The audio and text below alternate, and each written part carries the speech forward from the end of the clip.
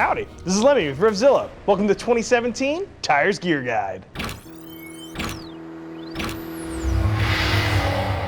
Now, if you're new to the Gear Guide series, what we're typically trying to do is bring you the very best of what's available on an annual basis.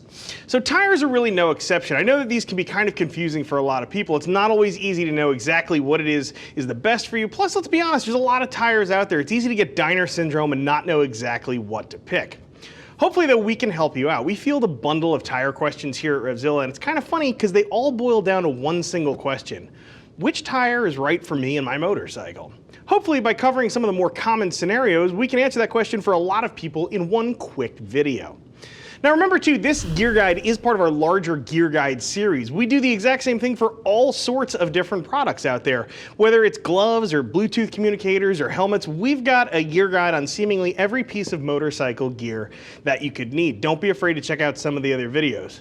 One of the things I think you should know too is that we don't just check stuff off a list and throw it up here. The meetings we have really run these tires through the gamut. There's a lot of people who've ridden them and developed very strong opinions on them. There's a lot of conflicting voices. If you see a tire that made it through up here, that's a pretty big deal. These tires really did go through a lot of different riders and a lot of assessment before they made it up here in front of the big lights. So let's talk about this video. We're going to start things off with mileage-based tires. Regardless of whether you're on a sport bike or you're on a cruiser, a lot of people are interested in maximizing the mileage they can get with a set of tires on their motorcycle. From there, we're going to move on to performance stuff. Again, regardless of what type of bike you ride, you might prize sticking to the roadway rather than longevity out of a tire. If you ride real hard, that's probably the section you want to tune into first. We're going to finish things off, of course, with tires that are meant to go both on-road and off-road, concentrating heavily on the ADV segment and some of you folks on dualies as well.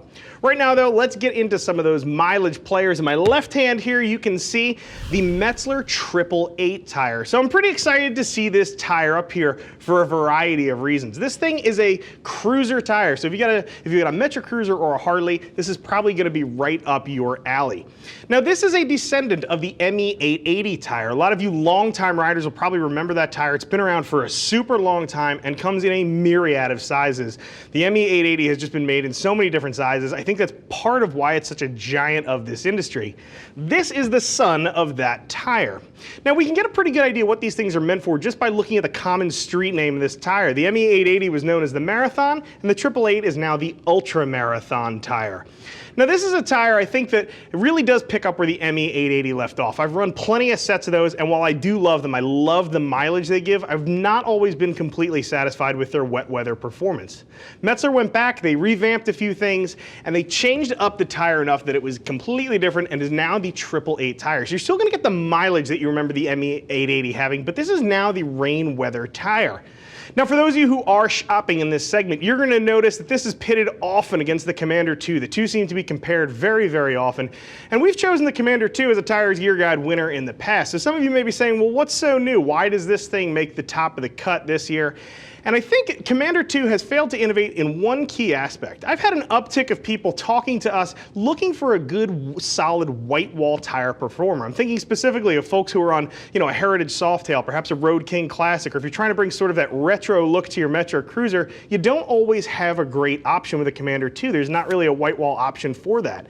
So if you're still looking for a good quality tire that's going to give you lots of great mileage and also perform well in wet weather because you're laying down heavy mileage, you really can't go wrong with the 888.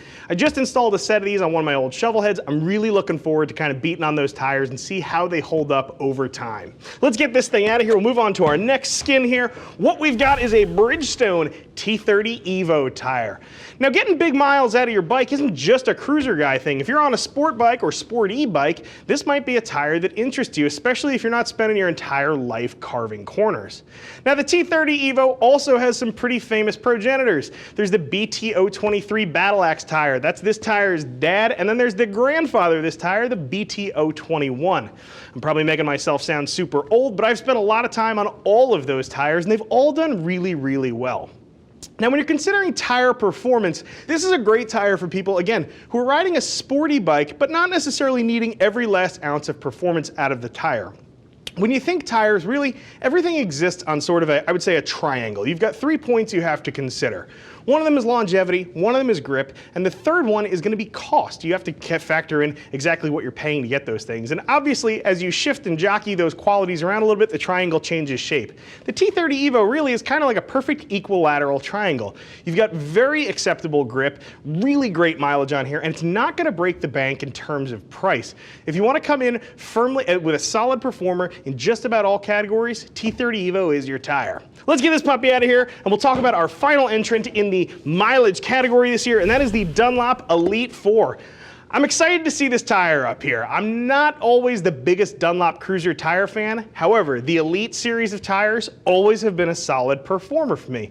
These are a great tire for those of you who are on cruisers, again, and those of you who are riding around on Harleys. And then my favorite fit when I think of these is for those of you on a Goldwing. Wingdingers love this tire. The Elite 4 is synonymous with a Goldwing. It's just been a giant with that bike for so long. The Elite 3, arguably one of the most popular tires to put onto a Goldwing, and the Elite 4 takes right off with that. Now, of course, too, these are also a natural fit for those of you on cruisers. I had mentioned they do have lots of fitment there, but Harley-Davidson's especially, this is a made in USA tire. I know that's important to a lot of folks out there, especially if you're riding a Harley. The USA made aspect there is probably important to you. The Elite 4 keeps with that whole made in USA theme on your motorcycle. I love this thing as a dual compound tire. Dunlop has really just refined the Elite 3, and what we're looking at here is really a quieter tire and longer mileage in 2017. Again, really excited to have it up here with us. Let's move on now to the sticky buns, those tires for those of you who want to get out there and get your bike absolutely sideways. If you're the type of person that prizes outright grip over longevity, you've come to your part of our video here. We're going to kick things off with the Dunlop Gp R 300. This is a tire that is fairly new, but it really distinguishes itself in a couple of ways that are different than what we commonly think of as performance when it comes to a tire. So the first thing we have to talk about is sizes. This is a sport bike or sporty bike tire, but the cool part about the Gp R 300 is that this thing is made really in almost all rear tire widths. So regardless of whether you're on a 300 class bike all the way up to the 1000cc hyper bikes, the Gp R 300 has a fitment for you, which I think is pretty nifty. You should also know too, this is a W rated tire. That says performance. That is literally the fastest speed rating you can buy right now for a motorcycle tire. Again, also a wonderful thing. Now when it comes to performing, the Gp R 300 I think sets itself aside in two different ways. The first one has to do with going back to those 300 class sport bikes. If you have a bike like say the R3, your bike came with a really crappy set of bias ply tires on it. Now if you throw something like the Gp R 300 on there, you are now moving into a radial tire. This is an automatic upgrade. Yamaha had to save some money somewhere and they chose to cut corners in the tires, knowing that you were probably going to put a different set on there anyway. Now the other area this thing really excels, as far as I am concerned, is in terms of price. This is an inexpensive tire by a top-line manufacturer. I'm not really Safety Sam, but I see plenty of people rolling around in tires that are questionable at best, and some of them are outright dangerous. It's all too often I see steel belts hanging out of a tire. Now, I'm not going to sit here and tell somebody what they ought to be doing, because most of those people know that that's kind of a dangerous scenario, but unfortunately, a lot of times people just don't have the money to throw a tire onto their bike, or they feel like they're just trying to limp through the back end of a season. The Gp R 300 is your tire if you're in that situation. I think this is also good too if you're anything like I am and you wind up flipping motorcycles. I never like to sell a bike to somebody knowing the tires are bad on it. So if you're trying to replace the rubber on a bike without killing yourself, this is a performance tire for a price that really is kind of surprising. Let's get this thing out of here. We'll talk about the next tire up here, and that is the Metzler Sportec M7 RR tire. Now this is a really cool tire in terms of performance, but it's a kind of a totally different type of performance. This tire has really made a name for itself performing well in adverse conditions. I'm talking cold weather, I'm talking wet weather, and I'm also talking, roadways that are not perfect. We're not all zipping around a perfectly groomed track. Some of us actually have to ride to work on regular public roadways, and a lot of times there's stuff in the road. Handles really well through debris, gives a solid, stable, planted feeling. Now when it comes to construction too on this tire, we can sort of explain some of why this tire does so well on such a wide variety of bikes. First things first, it's a dual compound tire. What that means is we've got harder strip of rubber in the center of this. That's going to allow you to get good mileage out of the tire without wearing out the center. Along the sides, however, we have much grippier rubber. Again, it's going to give you that solid, stable feeling when you're coming through a turn. Now this stuff on the side, in addition to being sticky, is also loaded up with silica. So I'm not sure how familiar you are with tire construction, but you should probably know that silica silica is generally added to a tire when wet and cold weather performance is desired. It's actually really loaded in heavily into, say, like a snow tire for a car. Now, because Metzler dumped so much of that stuff in here on the sidewalls, these things really do feel great. This is a great tire for those of you who like to ride on the street, but you like to ride aggressively. If that sounds like you and you're rocking a sport bike, the M7RR is probably a contender you want to think about putting onto your motorcycle. Rounding things out, we have a returning champion here, the Pirelli Diablo Rosso 3. I've said this before, and I will repeat myself. I think of this tire as the working man's tire, not because it's an inexpensive tire. It's actually fairly pricey, but because there's actually a big savings kind of cooked right into this. Look, there's plenty of people out there with lots of money to burn. They have a dedicated track bike.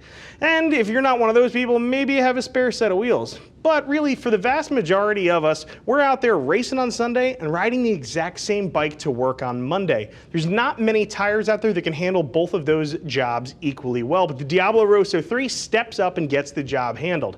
Now, instead of being just a dual compound rear like we talked about with that M7RR, this is actually dual compound front and dual compound rear. So again, both tires now have that harder strip of rubber down the center. You've got nice, soft, grippy rubber on the sides. You can feel confident when you put your sport bike onto its side that you are going to stick to the roadway or the track depending on which one you're actually on.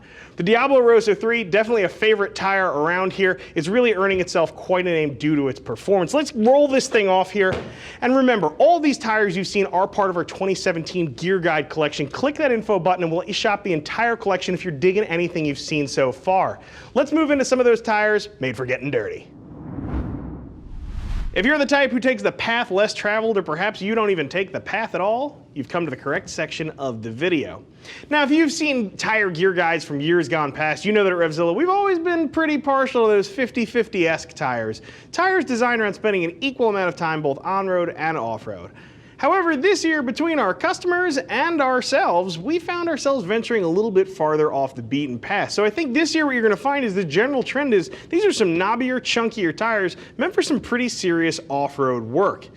And kicking things off for us here, we have the Mitas EO9 tire. Now, you guys may remember the EO7 was a champion we had before, an excellent 50-50 tire. The EO9 is the more serious version of that. If you want to go absolutely off-road and you really do want to make your bike as capable as possible in slick, slippery, sandy, or soil conditions, you've got an option with the EO9. The specific model we're talking about here is the Dakar version. Now, the Dakar version has reinforced sidewalls. These are unbelievable stiff sidewalls. I'm not even sure if you guys can get an eyeball on these, but they're super stiff, and it's nice for those of you who are riding somewhere where dirt is not the only thing you're encountering. We've talked before about cholla cactus, shale, chert rock, regardless of what it is that you're running your tires through.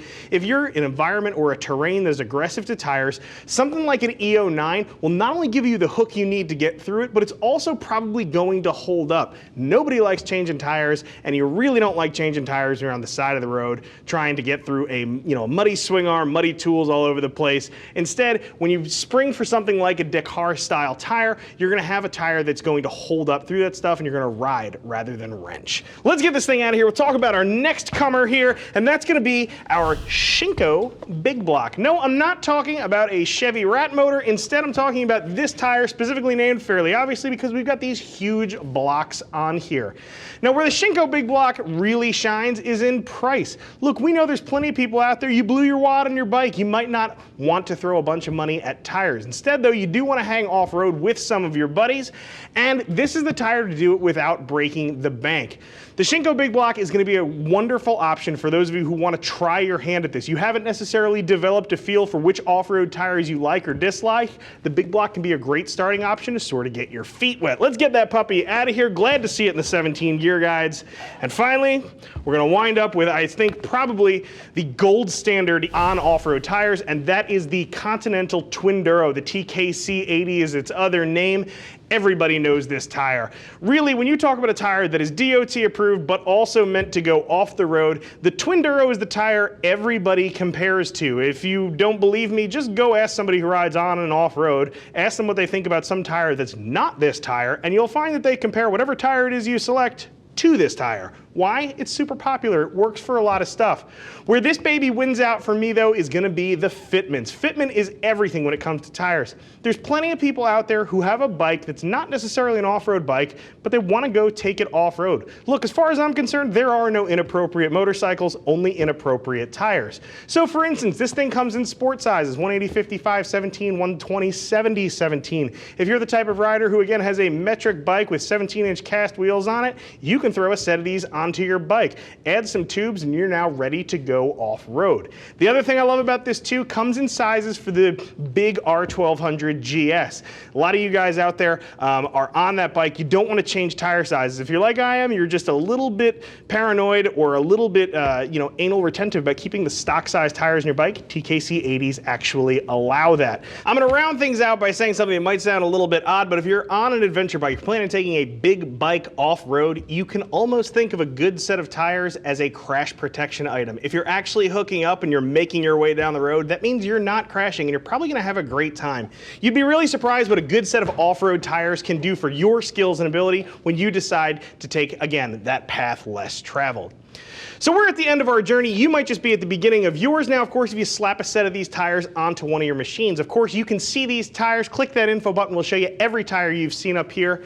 And remember too, this is part of our larger gear guide series. Regardless of what kind of motorcycle equipment is that you're in the market for, like I said earlier, odds are excellent that we have an entire gear guide that will guide you through some of the best offerings you can pick up for yourself in 2017.